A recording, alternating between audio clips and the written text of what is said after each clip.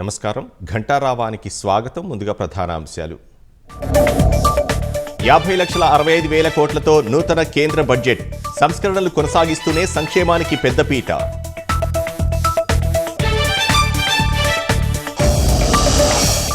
ఉద్యోగులకు ఉపశమనం. 12 లక్షల వరకు పన్ను మినహాయింపు.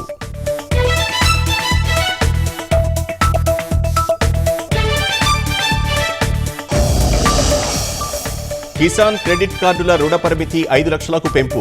7,70,00,000 మంది రైతులకు ప్రయోజనం.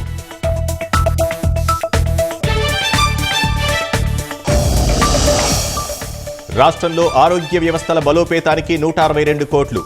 పోలవరం, విశాఖ ఉక్కు, వైజాగ్ పోర్టుకు నిధులు.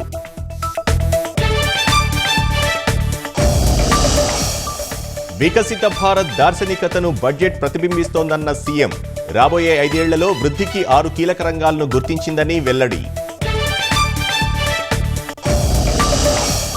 అన్నమయ్య జిల్లా మోటుకట్లలో పింఛన్లు పంపిణీ చేసిన చంద్రబాబు. రాయలసీమలో ప్రతి ఎకరాకు నీళ్లిస్తామని స్పష్టీకరణ.